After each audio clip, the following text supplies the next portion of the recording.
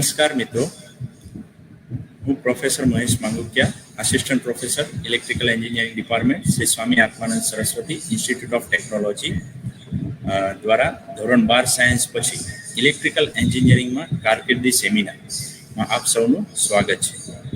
આજે આપણે ધોરણ 12 પછી એન્જિનિયરિંગ અભ્યાસક્રમનું સિલેક્શન કઈ રીતે કરવું જોઈએ, એના અંદર ભવિષ્યમાં કઈ કઈ ઓપોર્ચ્યુનિટી એટલે કે તકો સંકળાયેલી છે તેના વિશેનું માર્ગદર્શન મેળવીશું. તો ચાલો આપણે આ સેમિનાર તરફ આગળ વધીએ. ધોરણ 12 પછી ઇલેક્ટ્રિકલ એન્જિનિયરિંગમાં કારકિર્દી સેમિનાર. તો પ્રશ્ન થાય કે ધોરણ 12 પછી એન્જિનિયરિંગમાં બ્રાન્ચની પસંદગી કઈ રીતે કરવી જોઈએ. આ પ્રશ્ન લગભગ બધાના જ માઇન્ડની અંદર, દરેક વિદ્યાર્થી કે જેમને 12 પાસ કરેલું છે એમના મનમાં થતો હોય છે. તો ખરા અર્થમાં આપણે આ દિશા તરફ એ કારકિર્દીની શરૂઆત અથવા તો કારકિર્દીનું માર્ગદર્શન લેતા હોઈએ કે ધોરણ 10 પછી વિચારતા હોઈએ કે 11-12 કોમર્સ કરવું કે સાયન્સ કરવું. 11-12 પૂર્ણ થયા પછી વિચારતા હોઈએ કે કોલેજમાં ક્યાં એડમિશન લેવું, કઈ બ્રાન્ચનું સિલેક્શન કરવું. અને એ પૂર્ણ થયા પછી એટલે કે ગ્રેજ્યુએટ થયા પછી આપણે વિચારતા હોઈએ કે મારે જોબ કરવી, હાયર સ્ટડી કરવી છે અથવા તો મારે બિઝનેસ સ્ટાર્ટ કરવો છે. પરંતુ ખરા અર્થમાં આ દિશા રોંગ છે. આપણે આ દિશામાં નહીં પરંતુ આનાથી ઉલટી દિશામાં વિચારવું જોઈએ. આપણે પહેલાં નક્કી કરવું જોઈએ કે મારે કેરિયર શામાં બનાવવું છે. જોબ કરવી છે, મારે બિઝનેસ સ્ટાર્ટ કરવો છે અથવા તો મારે કોઈ એક પર્ટિક્યુલર ગવર્મેન્ટ જોબ કરવી છે. આ કેરિયર નક્કી કરી એના પરથી મારે કઈ કોલેજમાં જવું જોઈએ અથવા તો કઈ બ્રાન્ચ નક્કી કરવી જોઈએ. એના રિલેટેડ મારે 11-12 સાયન્સ લેવું જોઈએ, કોમર્સ લેવું જોઈએ અને ત્યાર પછી 10th. એટલે કે રોંગ આપણે જે નિર્ણય કરીએ છીએ એ 10-11-12 કોલેજ કેરિયર તરફ કરીએ છીએ, પરંતુ હકીકતમાં નિર્ણય આપણે ઉલટી દિશામાં કરવો જોઈએ. તો આપણને ખ્યાલ આવશે. એટલે કે કેરિયર શેમાં બનાવવું છે તેના આધારે મારે કોલેજ અને બ્રાન્ચની પસંદગી કરવી જોઈએ. એટલે કે સ્કૂલ પૂર્ણ થયા પછી આપણે સ્કૂલમાં 10th પાસ પછી 12th કરીએ. 12th પછી ઘણા વિદ્યાર્થીઓ ગ્રેજ્યુએશન તરફ જાય છે, ઘણા વિદ્યાર્થીઓ એ ડાયરેક્ટ પોતાના ફાધરનો બિઝનેસ હોય તો એ જોઈન કરે છે. જો સારો બિઝનેસ છે તો એ જોઈન કરે છે, પરંતુ ખરા 12th પછી જો બિઝનેસ જોઈન કરે છે તો પણ એમને આગળ જતાં એ ગ્રેજ્યુએશન છે કે નહીં એ પ્રશ્ન આવે જ છે. એટલા માટે મોસ્ટલી 99% સ્ટુડન્ટ્સ એ 12th પછી ગ્રેજ્યુએટ તરફ જાય છે. તો હવે પ્રશ્ન થાય કે 12th પછી ગ્રેજ્યુએશનમાં એન્જિનિયરિંગમાં કઈ કઈ જગ્યાએ એડમિશન મળી શકે. તો ડિગ્રી એન્જિનિયરિંગ એટલે કે BE બેચલર ઓફ એન્જિનિયરિંગ, પહેલું તો કે આઈઆઈટી છે. આઈઆઈટીની અંદર જો JEE એડવાન્સ એની અંદર સારા એવા માર્ક્સ આવે છે, સારા એવા પર્સન્ટાઇલ આવે છે તો આઈઆઈટીઝમાં એડમિશન મળી શકે છે, જે બેસ્ટ વન છે. એના પછી તો કે NITs જે નેશનલ ઇન્સ્ટિટ્યૂટ ઓફ ટેકનોલોજીસ, જેની અંદર પણ JEE એડવાન્સ થ્રુ એડમિશન મળે છે. ત્યાર પછી તો કે સ્ટેટ લેવલ્સ કોલેજ એટલે કે ગુજરાત સ્ટેટ લેવલની જેટલી બી કોલેજો છે, સ્ટેટ લેવલની જેટલી બી યુનિવર્સિટી છે એના અંદર એડમિશન. આ ત્રણની અંદર એડમિશન લેવાથી બેચલર ઓફ એન્જિનિયરિંગની ડિગ્રી મળે છે. હવે પ્રશ્ન થાય કે બેચલર ઓફ એન્જિનિયરિંગની ડિગ્રી મળ્યા પછી શું? તો ત્યાર પછી ઘણા બધા વિકલ્પ ઓપન છે. પહેલો ઓપન વિકલ્પ એટલે કે જોબ, એટલે કે કોઈ પણ ક્ષેત્રમાં જોબ કરી શકે છે. ગવર્મેન્ટ સેક્ટર, કારણ કે ગ્રેજ્યુએટ છે તો કોઈ બી ગવર્મેન્ટ સેક્ટરમાં જેમાં ગ્રેજ્યુએશન માંગે છે એ ગવર્મેન્ટ સેક્ટરની જોબ, મલ્ટીનેશનલ કંપની, ત્યારબાદ સ્મોલ સ્કેલ ઇન્ડસ્ટ્રીઝ કે જે નાની ઇન્ડસ્ટ્રી આપણા લોકલ લેવલ પર ચાલતી હોય એમાં પણ જોબ કરી શકે છે. આના સિવાય ઘણી બધી સેક્ટર છે કે જેના અંદર ગ્રેજ્યુએશન પછી એ જોબ કરી શકે છે. ત્યાર પછી બિઝનેસમાં પણ એ આગળ વધી શકે છે. એટલે કે સારી એવી કંપનીમાં જોબ કર્યા પછી એનો સારો એવો એક્સપિરિયન્સ પછી એ પોતાનો બિઝનેસ પણ સેટઅપ કરી શકે છે. એના ઉપરાંત હાયર સ્ટડી એટલે કે માસ્ટર ઓફ ટેકનોલોજી એટલે કે ME MTechમાં પણ જઈ શકે છે. સાથે સાથે રિસર્ચમાં પણ જઈ શકે છે. એટલે કે બેચલર ઓફ એન્જિનિયરિંગની ડિગ્રી કર્યા પછી આ બધા જ વિકલ્પો એમના માટે ઓપન થઈ જાય છે અને એ દિશામાં આગળ વધી શકે છે. એટલે કે all types of competitive exam, UPSC, GPSC, દરેક ક્લાસની ક્લાસ 1, ક્લાસ 2, ક્લાસ 3 દરેક એક્ઝામ એના માટે એલિજિબલ થઈ જાય છે. હવે જોઈએ કે ગ્રુપ A એટલે કે 12th ની અંદર ગ્રુપ એ મેથ્સ સબ્જેક્ટ રાખેલો હોય તો engineering, architecture, agriculture, BSc, pharmacy આ અલગ અલગ વિકલ્પો એમના માટે ઓપન છે. હવે પસંદગી કઈ રીતે કરવી? તો પસંદગી માટે વિદ્યાર્થીઓએ અમુક સૂચનો ધ્યાનમાં રાખવા જોઈએ. એટલે કે પોતાની આર્થિક પરિસ્થિતિ, કૌટુંબિક પરિસ્થિતિ, પોતાના કૌટુંબિક શારીરિક પરિસ્થિતિ, બૌદ્ધિક ક્ષમતા આ બધું ધ્યાનમાં રાખી અને કોલેજ અને બ્રાન્ચ એની પસંદગી કરવી જોઈએ. હવે પ્રશ્ન થાય કે એન્જિનિયરિંગ શું છે? તો એન્જિનિયરિંગ એ એક એપ્લાઇડ સાયન્સ છે. એપ્લાઇડ સાયન્સ એટલે કે સાયન્સને એપ્લાય કરવું. જોઈએ તો ઘણા બધા વૈજ્ઞાનિક સિદ્ધાંતો છે, એટલે કે ઘણા બધા સાયન્ટિસ્ટોએ અમુક સિદ્ધાંતો નક્કી કરેલા છે, એટલે કે સિદ્ધાંતો આપેલા છે, નિયમો આપેલા છે. આ સિદ્ધાંતનો ઉપયોગ કરી અને કંઈક એમને લૌકિક એટલે કે પ્રેક્ટિકલ લાઈફમાં, હ્યુમન લાઈફની જે સર્વિસીસ છે એને ઇઝી કરવા માટે જે નવા ઇન્સ્ટ્રુમેન્ટ બનાવવામાં આવે, that is called the engineering. એટલે કે વિજ્ઞાનનો ઉપયોગ કરી અને એને ટેકનોલોજીકલ ડેવલપમેન્ટ કરવામાં આવે એને કહેવામાં આવે છે એન્જિનિયરિંગ. એટલે આજને લાઈફમાં આપણે રૂટીન લાઈફમાં આપણે જોઈએ TV, washing machine, fridge, air condition, આ બધું જ શું છે કે એન્જિનિયરિંગ છે, એટલે કે એન્જિનિયરિંગનો યુઝ છે. શું આપણે એવી કલ્પના કરી શકીએ કે ટેકનોલોજી વગર જીવન શક્ય છે? ના, આજના 21મી સદીના યુગમાં આ પોસિબલ નથી. તો એનો મતલબ એવો થાય કે 21મી સદીમાં એન્જિનિયરિંગ એની ખૂબ આવશ્યકતા છે. તો એન્જિનિયરિંગ અહીંયા એક ફોટો દેખાડેલો છે જે એક સામાન્ય ઉદાહરણ માટે આપવામાં આવેલો છે કે એન્જિનિયરિંગ એટલે તો કે અહીંયા તમને જે ઇન્ફ્રાસ્ટ્રક્ચર દેખાય છે, ઇન્ટિરિયર ડિઝાઇનિંગ દેખાય છે, જે એક સિવિલ એન્જિનિયરિંગ છે. એના અંદર જે મિકેનિકલ વર્ક દેખાય છે, એટલે કે મશીનરી દેખાય છે, આ બધું ડેવલપમેન્ટ મિકેનિકલ એન્જિનિયરિંગ દ્વારા થાય છે. ત્યારબાદ ઓટોમેશન, ઇલેક્ટ્રિકલ વીજળીકરણ, આ બધું જે સપ્લાય છે આ બધું જ ઇલેક્ટ્રિકલ એન્જિનિયરિંગમાં આવે.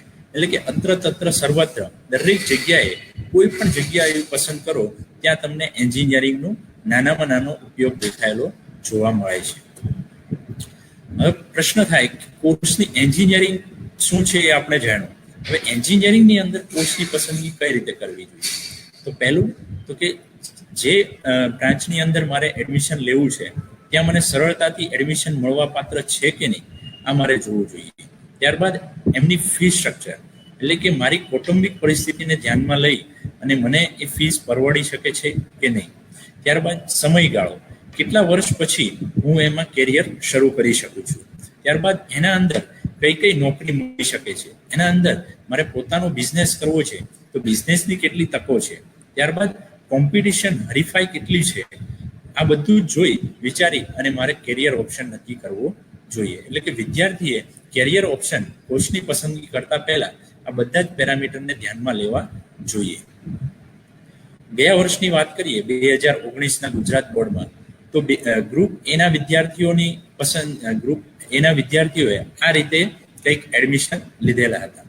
90% વિદ્યાર્થીઓ એ એન્જિનિયરિંગ તરફ ગયેલા, જ્યારે 10% વિદ્યાર્થીઓ એ આર્કિટેક્ચર, એગ્રીકલ્ચર, ફાર્મસી, બીએસસી આ બધામાં અધર બ્રાન્ચીસમાં એડમિશન લીધા હતા. હવે જોઈએ તો કે એડમિશનની અંદર આ બે પ્રકારની સ્કોલરશિપ મળવા પાત્ર હોય છે, એક MYSY અને CMSS. CMSS અને MYSY એની વધારે માહિતી માટે આપ કોઈ પણ સારી એવી ડાયરેક્ટ વેબસાઇટ પરથી MYSY અને CMSSની વેબસાઇટ પર જઈને એની પૂરતી માહિતી મેળવી શકો છો. આ બંને માટે અમુક ક્રાઇટેરિયા છે, આવકના ક્રાઇટેરિયા સાથે સાથે પર્સન્ટાઇલના ક્રાઇટેરિયા. આમાં જો આપ બેસો છો તો તમે સરકારી આ જે શિષ્યવૃત્તિ છે એનો 100% લાભ મેળવી શકો છો. હવે જોઈએ તો કે એન્જિનિયરિંગનું ભવિષ્ય, એટલે કે ભવિષ્યમાં કઈ કઈ ટેકનોલોજી નવી આવનારી છે અથવા આવી ચૂકી છે જે પ્રીવિયસ યર્સની અંદર નહીં હતી. ફર્સ્ટ એટલે કે IoT, internet of things, machine learning, solar energy, electrical vehicle, wearable device, 3D printing, driverless vehicle એટલે કે ડ્રાઈવરલેસ કાર, આ બધી જ ટેકનોલોજી છે એ આવનારા ભવિષ્યમાં આવવાની છે અથવા તો આવી ચૂકી છે. Internet of things, machine learning, artificial intelligence, solar energy, આ બધી જ અલગ અલગ જે નવી ટેકનોલોજી છે તો એ related with the electrical automation એના રિલેટેડ છે. અહીંયા તમને solar energy, electrical vehicle, driverless car, wireless device, IoT, artificial intelligence, આ બધું જ ઇલેક્ટ્રિકલ ઓટોમેશન રિલેટેડ છે. તો સોલાર સિસ્ટમ જોઈએ તો સોલાર સિસ્ટમ આજે તમે જુઓ તો ઘરની આજુબાજુમાં પણ રૂફટોપ પર પણ સોલાર પાવર પ્લાન્ટ ઇન્સ્ટોલ થઈ રહ્યા છે. એટલે કે સોલાર એનર્જી એ આજે એટલું બધું વિસ્તૃત રૂપ ધારણ કરેલું છે કે જેના લીધે આજે ઘર સુધી ઇલેક્ટ્રિસિટી એ સોલારથી જનરેટ થતી થઈ ગઈ છે. એવી જ રીતે ઇલેક્ટ્રિક ટેકનોલોજી, આના માટે પણ ઇન્ડિયાની અંદર બહુ બધી મોટી મોટી મલ્ટીનેશનલ કંપનીઓ છે કે જેમણે કામ ચાલુ કરી દીધા છે. ફોરેનની અંદર ઇલેક્ટ્રિક કાર આવી ગઈ છે, બટ એ ઇકોનોમિકલ ન હોવાથી ઇન્ડિયાની અંદર ઇન્ડિયન કંપનીઓ છે એ એના પર કામ ચાલુ કરી દીધું છે, જેનાથી ફ્યુચરની અંદર ટૂંક સમયમાં જ આપણે રોડ પર ઇલેક્ટ્રિક વ્હીકલ ફરતી જોવા મળશે. તો રોડ પર ઇલેક્ટ્રિક વ્હીકલ ફરે છે તો જે રીતે અત્યારે પેટ્રોલ પંપ, ડીઝલ પંપ છે, એવી જ રીતે ઇલેક્ટ્રિક ચાર્જિંગ સ્ટેશન પણ ઊભા થવા લાગશે. તમે જોશો તો 3 થી 4 વર્ષમાં જ અમુક જગ્યા પર તમને ઇલેક્ટ્રિક ચાર્જિંગ સ્ટેશન જોવા મળશે, જેના કારણે ઇલેક્ટ્રિક વ્હીકલના ચાર્જિંગ પંપ ઇઝીલી થઈ શકે. એના પછી જોઈએ તો કે smart grid technology. Smart grid technology એટલે કે કોઈ પણ જે રીતે પાવર જનરેટ થાય અને કન્ઝ્યુમર સુધી પહોંચે છે, તો કન્ઝ્યુમર સાઈડથી કોઈ બી એમને પ્રોબ્લેમ છે તો એ ફરીથી ગ્રીડ સુધી પહોંચાડવા માટે 2-વે કોમ્યુનિકેશન એ સ્માર્ટ ગ્રીડની અંદર છે. એટલે કે ઇઝીલી ઓપરેટ કરી શકાય અને કન્ઝ્યુમરના જે બી પ્રોબ્લેમ છે એને ઇઝીલી સોલ્વ કરી શકાય, એના માટે જે ટેકનોલોજી યુઝ થાય છે એને સ્માર્ટ ગ્રીડ ટેકનોલોજી કહેવામાં આવે છે. જેના અંદર solar power plant, wind power plant, domestic પર્પઝમાં જે બી પાવર પ્લાન્ટ મૂકવામાં આવે છે, ડિસ્ટ્રીબ્યુટેડ જનરેટર, એમનો યુઝ કરવામાં આવે છે. એના પછી જોઈએ તો કે પ્રીપેડ ઇલેક્ટ્રિસિટી મીટર.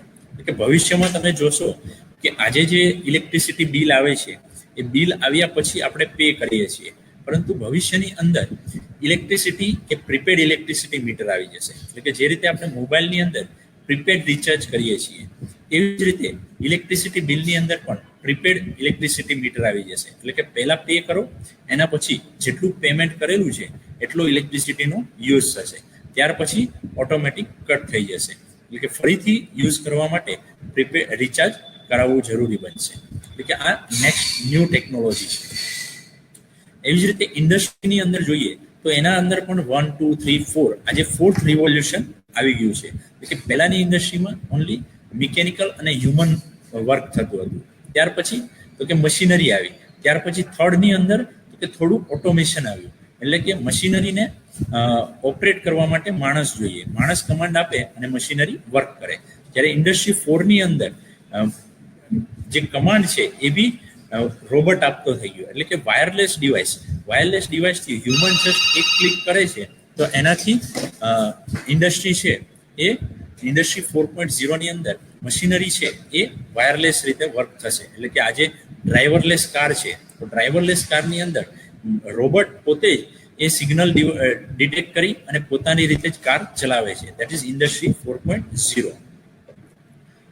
એટલે કે ઇન્ડસ્ટ્રી 4.0ની અંદર ફૂલ્લી ઓટોમેશન સિસ્ટમ વર્ક થતી હોય છે. અહીંયા એક સિમ્પલ એક્ઝામ્પલ આપેલું છે વોટર ફિલિંગ પ્લાન્ટ, કે જેના અંદર હ્યુમનની મિનિમમ હ્યુમન રિક્વાયરમેન્ટ રહેશે, કે મોસ્ટ ઓફ કામ છે એ રોબોટ જ કરશે. આ બધી ટેકનોલોજી એ લેટેસ્ટ ટેકનોલોજી છે અને આ લેટેસ્ટ ટેકનોલોજીને શીખવા માટે આપણે electrical engineering, automation, IoT, electrical vehicle આ બધાનો અભ્યાસ કરવો જરૂરી બને છે. તો આ અહીંયા 2 સેમ્પલ આપેલા છે જે અમારા શાસિત ઇલેક્ટ્રિકલના સ્ટુડન્ટ્સ છે ગયા વર્ષના પ્રોજેક્ટમાં બનાવેલા છે. એટલે કે ફાઇનલ યરના બીઈના પ્રોજેક્ટની અંદર એમને બોટલ ફિલિંગ પ્લાન્ટ ઓટોમેશનનો યુઝ કરી અને ઇલેક્ટ્રિકલ પીએલસી સ્કાડાનો યુઝ કરી અને બોટલ ફિલિંગ પ્લાન્ટ બનાવેલો છે. એવી જ રીતે મટીરિયલ સેગ્રિગેશન, એટલે કે કયું મટીરિયલ છે તો અલગ અલગ મટીરિયલને અલગ અલગ ડિવાઇસથી સેગ્રિગેટ કરવામાં આવે છે.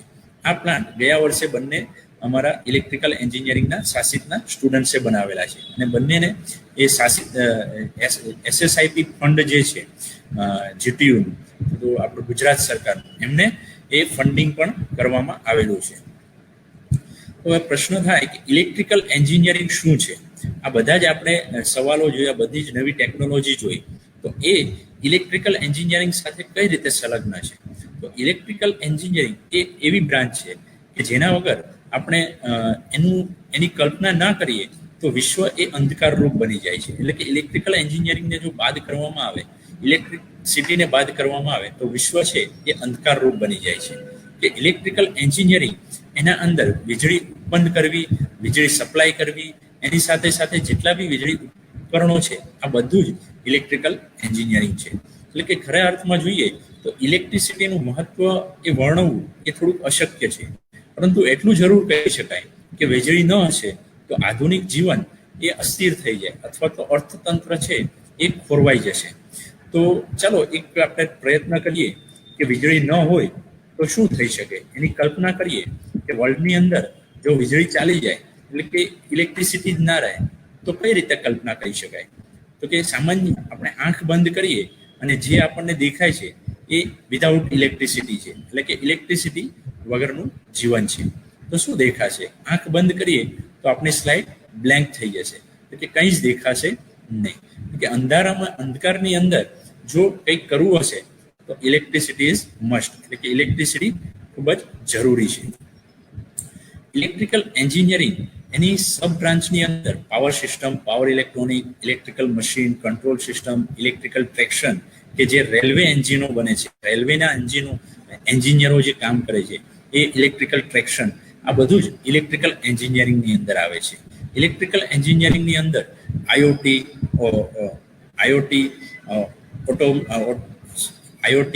ત્યારબાદ ઇન્ટરનેટ ઓફ થિંગ્સ, આ બધું જ એ ઇલેક્ટ્રિકલ એન્જિનિયરિંગની અંદર સિલેબસની અંદર આવરી લેવામાં આવે છે.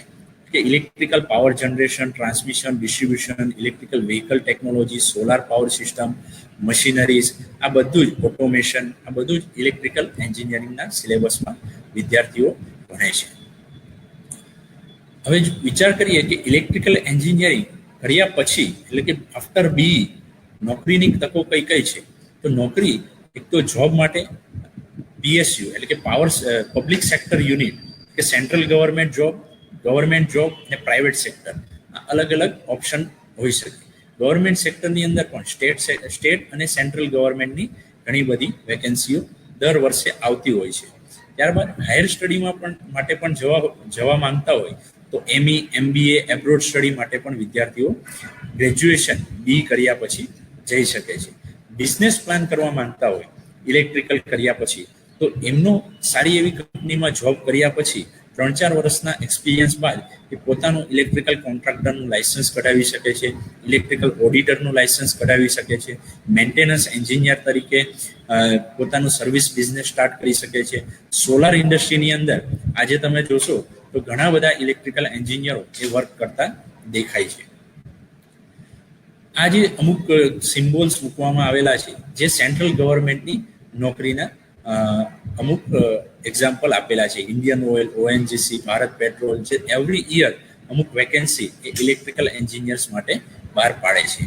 એવી જ રીતે આ બધી ઘણી બધી કંપનીઓ છે કે જે ઇલેક્ટ્રિકલ એન્જિનિયર્સની રિક્રુટમેન્ટ વારંવાર કરતી હોય છે. ટોરેન્ટ પાવર છે, અદાણી પાવર છે, હેવેલ્સ છે, એબીબી છે, ડીજીવીસીએલ, એમજીવીસીએલ, પીજીવીસીએલ, કેટકો, તોશિબા, બજાજ, સિમેન્સ, આ બધી જ કંપનીઓ ઇલેક્ટ્રિકલ એન્જિનિયરિંગનું રિક્રુટમેન્ટ કરતી હોય છે.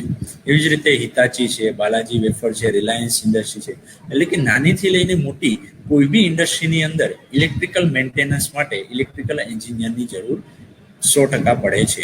આના સિવાય ફાર્મસી ઇન્ડસ્ટ્રીની અંદર પણ ઇલેક્ટ્રિકલ એન્જિનિયરની જરૂર પડે છે, કારણ કે ઇલેક્ટ્રિકલ મેન્ટેનન્સ માટે ઇલેક્ટ્રિકલ એન્જિનિયરની રિક્વાયરમેન્ટ ઓલવેઝ હોય છે. હવે જોઈએ તો કે ભવિષ્યની અંદર કઈ કઈ જગ્યાએ અમુક પાવર સ્ટેશન એ સ્થપાવવાના છે કે જેના લીધે ગવર્મેન્ટ ઓપોર્ચ્યુનિટી ત્યાં મળી શકે છે. ખેડા જિલ્લાની અંદર વણાકબોરીમાં 800 મેગાવોટનો super crystal thermal power plant install થઈ રહ્યો છે, જે ઇન્સ્ટોલ થતા લગભગ 400 થી 500 એન્જિનિયરોને ત્યાં રોજગાર મળી રહેવાની તકો ખુલ્લી થઈ શકે છે. તેવી જ રીતે પાટણ જિલ્લાની અંદર ચારંકા ગામમાં 500 મેગાવોટ સૌર ઉર્જા પાર્ક હબ એ બની રહ્યું છે, જેનાથી સોલરની ડેવલપમેન્ટ અથવા તો સોલર સેક્ટરમાં પણ જોબના ચાન્સીસ વધી જશે. એવી જ રીતે મહેસાણાની અંદર નર્મદા કેનાલ જે છે એના ઉપર સોલારનો પ્રોજેક્ટ ઇન્સ્ટોલ થવા જઈ રહ્યો છે. એટલે કે એના સાથે સાથે જોઈએ કે સુરત લોકલની અંદર નાની નાની સ્મોલ સ્કેલ ઇન્ડસ્ટ્રીઓ ઘણી બધી છે. 25 કરતાં પણ વધારે ઇન્ડસ્ટ્રીઝ એ સુરત લોકલની અંદર છે. આવી દરેક સિટીની અંદર લોકલ ઇન્ડસ્ટ્રીઓ ઇલેક્ટ્રિકલને લગતી ઘણી બધી હોઈ શકે છે, જે 4 થી 5 વર્ષનો એક્સપિરિયન્સ કર્યા બાદ તમે પણ તમારો બિઝનેસ એ આ ફિલ્ડની અંદર આ રીતના નાની નાની ઇન્ડસ્ટ્રીથી, સ્મોલ સ્કેલ ઇન્ડસ્ટ્રીથી સ્ટાર્ટ કરી શકો છો. હવે પ્રશ્ન થાય કે સાસિતની અંદર ઇલેક્ટ્રિકલ એન્જિનિયરિંગનો અભ્યાસ કરવા માટેનું રીઝન શું છે? તો કે આ વર્ષે ઇલેક્ટ્રિકલ વ્હીકલ એટલે કે જે નવી અપડેટેડ ટેકનોલોજી 3-4 વર્ષમાં આવવાની છે, જે ઇલેક્ટ્રિકલ વ્હીકલની ટેકનોલોજી આવવાની છે, એ ઇલેક્ટ્રિકલ વ્હીકલનો સ્પેશિયલ કોર્સ ડિગ્રી ઇલેક્ટ્રિકલ એન્જિનિયરિંગની સાથે એઆઈસીટી અને જેટીયુના માર્ગદર્શન હેઠળ એ સાસિત કોલેજની અંદર નવો શરૂ થઈ રહ્યો છે. તો જેની અંદર વિદ્યાર્થી એડમિશન લઈ અને ઇલેક્ટ્રિકલ એન્જિનિયરિંગની ડિગ્રીની સાથે એમને ઇલેક્ટ્રિકલ વ્હીકલની ડિગ્રી પણ મળશે, જેનાથી તે ઇલેક્ટ્રિકલ વ્હીકલ બનાવતી કંપનીઓની અંદર ઇઝીલી જોબ માટે એ રિક્રુટ થઈ શકે છે. એટલે ઇલેક્ટ્રિકલ ડિપાર્ટમેન્ટ સાસિતની અંદર ઇલેક્ટ્રિકલ ડિપાર્ટમેન્ટની અંદર પ્રેક્ટિકલ લેબોરેટરીઝ, ત્યારબાદ તેમનું રિઝલ્ટ જોઈએ તો કે જેટીયુ પરીક્ષાની અંદર વિન્ટર 2018ની અંદર સેમ 1માં દક્ષિણ ગુજરાતમાં સૌ પ્રથમ સ્થાન મેળવેલું, ત્યારબાદ સમર 2018 અને સમર 2019માં સેમ 8માં દક્ષિણ ગુજરાતની સાથે સાથે જેટીયુમાં એટલે કે જેટીયુની 125 કરતાં પણ વધારે કોલેજોમાં સૌથી પ્રથમ સ્થાન એ સાસિત કોલેજે મેળવેલું. સાસિત કોલેજની અંદર પીએલસી, સ્કાડા, અપડેટેડ ઓટોમેશન એના રિલેટેડ કોર્સિસ વર્કશોપ માટે એક સીડીએક સેન્ટરની પણ સ્થાપના કરેલી છે કે જેના અંદર વિદ્યાર્થી ઓટોમેશનના રિલેટેડ, ત્યારબાદ PLC, SCADA related courses, webinar, workshop એ વારંવાર થતા હોય છે. તો એમાં ભાગ લઈ અને પોતાનું નોલેજ છે એ અપગ્રેડ કરતા રહે છે. આ થોડાક પિક્ચર્સ છે કે જે લેબોરેટરીઝ સાસિત કોલેજની અંદર ઇલેક્ટ્રિકલ ડિપાર્ટમેન્ટમાં રેગ્યુલરલી થાય છે, જે એસી મશીન લેબ છે, બેઝિક ઇલેક્ટ્રિકલ લેબ છે, પાવર સિસ્ટમ પ્રોટેક્શન લેબ છે, પાવર સિસ્ટમ લેબ છે, કંટ્રોલ સિસ્ટમ લેબ છે, ઇન્ડસ્ટ્રીયલ ઓટોમેશન છે, સર્કિટ એન્ડ નેટવર્ક લેબોરેટરીઝ છે. આ બધી જ laboratory subject related, particular subject related every laboratory computer lab સાથે, સિમ્યુલેશન લેબ સાથે એ સાસિત કોલેજની અંદર ઇલેક્ટ્રિકલ ડિપાર્ટમેન્ટમાં અવેલેબલ છે.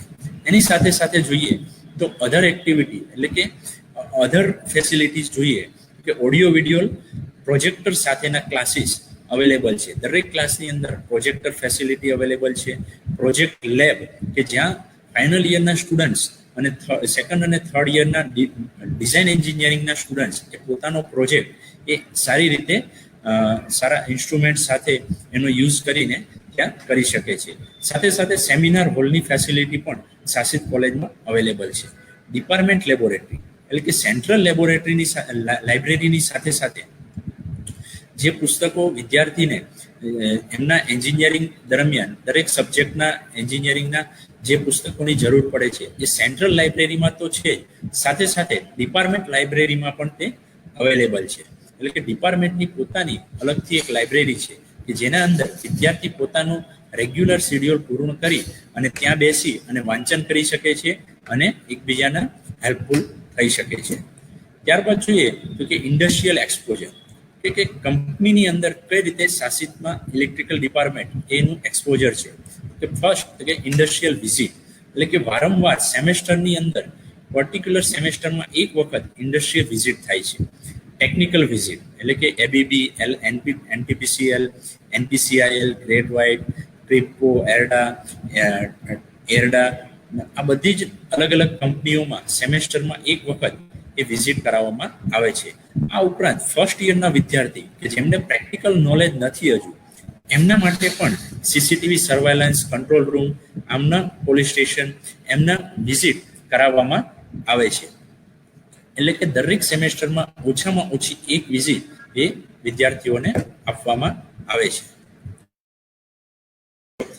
થઈ છે એટલે કે સાસિતની અંદર જે સ્ટુડન્ટ્સને ટેકનિકલ વિઝિટની સાથે સાથે ટેકનિકલ અવેરનેસ માટે વારંવાર ઇન્ડસ્ટ્રીમાંથી એક્સપર્ટને બોલાવવામાં આવે છે અને એમનું વર્કશોપ અને સેમિનાર દ્વારા સ્ટુડન્ટ્સની અંદર ટેકનિકલ સ્કિલ ડેવલપમેન્ટના સેમિનાર થાય છે.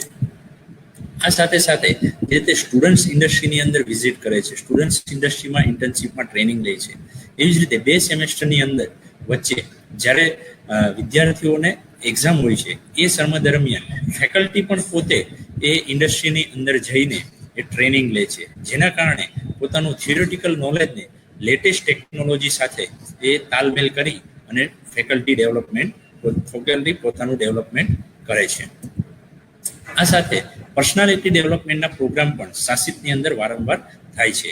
જે રીતે ટેકનિકલ સ્કિલ ડેવલપમેન્ટ માટે ઇલેક્ટ્રિકલ ડિપાર્ટમેન્ટ સાસિત એ પોતાની રીતે કાર્યરત રહે છે, એવી જ રીતે સાસિતનું TNP સેલ પણ એ ટેકનિકલની સાથે સાથે નોન ટેકનિકલ એટલે કે સોફ્ટ સ્કિલની અંદર એ ઇન્ટરવ્યૂ કઈ રીતે આપવું, ઇન્ટરવ્યૂ ક્રેક કઈ રીતે કરવું, ગ્રુપ ડિસ્કશન કઈ રીતે આપવું જોઈએ, ગ્રુપ ડિસ્કશનની અંદર કઈ રીતે ગ્રુપમાં વાતો કરવી જોઈએ, આ બધા જ કોઈ પણ ટોપિક પર કઈ રીતે વાતચીત પોતાનો મુદ્દો રજૂ કરવો જોઈએ, આવી નાની નાની બાબતોનું પણ ખ્યાલ એ રાખવામાં આવે છે અને એના પર વારંવાર સેમિનારો કરવામાં આવે છે. એટલે કે સ્ટુડન્ટ્સની બંને ટેકનિકલ અને સોફ્ટ સ્કિલ ડેવલપમેન્ટના પ્રોગ્રામ વારંવાર થાય છે. આ સાથે સાથે અધર એક્ટિવિટીઝ જેના અંદર વૈવિધ્ય, એવરી યર સાસિતની અંદર વૈવિધ્ય કરીને ટેકનિકલ ફેસ્ટિવલ ઉજવવામાં આવે છે કે જેની અંદર સ્ટુડન્ટ્સ પોતાની ટીમ બનાવી, પોતાની રીતે ગ્રુપ બનાવી, પોતે કોર્ડિનેટ કરીને નવી નવી ઇવેન્ટો લાવે છે, જેમાં પોતાની કોલેજના અને સાથે સાથે બહારની કોલેજના સ્ટુડન્ટ્સ એ ભાગ લે છે અને એની અંદર ગેમ રમી, ટેકનિકલ ગેમ રમી અને પોતે વિનર થઈ અને પ્રાઇઝ એ હાસિલ કરે છે. આવી અનેક ઇવેન્ટો સાસિતમાં વારંવાર થતી હોય છે. આ સાથે કલ્ચરલ ઇવેન્ટ એટલે કે ટેકનિકલ ઇવેન્ટની સાથે સાથે કલ્ચરલ ઇવેન્ટ કે જેની અંદર કોઈ સ્ટુડન્ટ્સની અંદર પોતાની અંદર કંઈક સોંગ છે, કોઈ મિમિક્રી કરી શકે છે, કોઈની ઇનર સ્કિલ જે છે એને ડેવલપમેન્ટ કરવાનો મોકો પણ અહીંયા આપવામાં આવે છે. આ સાથે સાથે કોઈ સ્ટુડન્ટ્સની ફિઝિકલ હેલ્થ એટલે કે ફિઝિકલ કોઈ ખેલદિલીની ભાવના છે તો એમને પ્રોત્સાહન આપવા માટે દર વર્ષે ગેમોનનું આયોજન કરવામાં આવે છે કે જેના અંદર સ્ટુડન્ટ્સ પોતે રમત રમીને પોતે પોતાનું ડેવલપમેન્ટ કરે છે. આ સાથે સાથે પ્રોજેક્ટ ફેર દર વર્ષે એ પ્રોજેક્ટ ફેરનું આયોજન કરવામાં આવે છે કે જેની અંદર ફાઇનલ યર એન્જિનિયરિંગના સ્ટુડન્ટ્સ એ પોતે કરેલો પ્રોજેક્ટ એ ડેમોન્સ્ટ્રેશનમાં મૂકે છે, જેમાં ઇન્ડસ્ટ્રીમાંથી આવેલા 1 અથવા 2 એક્સપર્ટ એ એમનું યોગ્ય માર્ગદર્શન કરે છે, યોગ્ય નિરીક્ષણ કરે છે અને એમાંથી 3 પ્રોજેક્ટ બેસ્ટ સિલેક્ટ કરવામાં આવે છે અને એ 3 પ્રોજેક્ટ્સને યોગ્ય ગિફ્ટ દ્વારા સન્માનિત કરવામાં આવે છે. આ ઉપરાંત અનેક અધર એક્ટિવિટીઝ જેમ કે blood donation camp, tree plantation, science day celebration, traffic awareness programme, yoga training, આ ઉપરાંત ઘણા બધા એવા પ્રોગ્રામો એ સાસિતની અંદર થતા રહે છે. રિઝલ્ટ જોઈએ ઇલેક્ટ્રિકલ ડિપાર્ટમેન્ટ સાસિતનું તો વારંવાર જીટીયુની અંદર અને ઝોનની અંદર ફર્સ્ટ અને સેકન્ડ રેન્ક એમને મેળવેલો છે. આ અમુક ગ્લિમ્સ છે કે જે મીડિયાએ સાસિતની ઇલેક્ટ્રિકલ ડિપાર્ટમેન્ટને નોંધ મીડિયાએ લીધી હોય એમની અમુક પિક્ચર્સ અહીંયા મૂકવામાં આવેલા છે, જેની અંદર સ્ટુડન્ટ્સ દ્વારા કરેલ demonstration, blood donation camp, technical festival, સ્ટુડન્ટ્સને SSIP દ્વારા જે ગ્રાન્ટ મળે છે એમના ચેક, આ બધા જ ફોટા અહીંયા પિક્ચર એ મીડિયા દ્વારા આવરી લેવામાં આવેલા છે. આ સાથે ઘણી બધી એવી એક્ટિવિટીઝ છે કે જે સ્ટુડન્ટ્સ કરે છે જેના પિક્સ અમુક અહીંયા મૂકવામાં આવેલા છે, જેના દ્વારા સ્ટુડન્ટ્સને ઘણી વખત સન્માનિત થાય છે. ઘણી વખત સ્ટુડન્ટ્સ પોતાની જે ઇનર સ્કિલ છે એ કઈ રીતે ડેવલપ કરે છે એ અહીંયા પિક્ચર્સ દ્વારા દેખાય છે. આપ અંત સુધી આ વેબિનારને સાંભળ્યો, આ લાઈવ સેશનને સાંભળ્યું એ બદલ આપનો ખૂબ ખૂબ આભાર. વધુ જાણકારી માટે આપ Shri Swami Atmanand Saraswati institute of technology સુરતની વેબસાઇટ પર જઈને એ તપાસ કરી શકો છો, અથવા તો આપવામાં આવેલા મેલ આઈડી પર પણ આપ વધારે માહિતી મેળવી શકો છો. આ ઉપરાંત આપ અમારા ફેસબુક પેજ અથવા યુટ્યુબ પેજ પર પણ જઈને એક્ટિવિટીઝની જાણકારી મેળવી શકો છો. સાથે સાથે આપને આ રિલેટેડ કોઈ પણ આર્ટિફિશિયલ ઇન્ટેલિજન્સ, નવા કોર્સ, ઇલેક્ટ્રિકલ વ્હીકલ જેના વિશેની માહિતી મેળવવી હોય તો આપ આપેલા 3 નંબરમાંથી કોઈ પણ નંબર પર એ ફોન કરી સવારે 9 થી 7 યોગ્ય માહિતી મેળવી શકો છો. આની સાથે સાથે આપ કોલેજની રૂબરૂ મુલાકાત લઈને પણ માહિતી મેળવી શકો છો. ધન્યવાદ.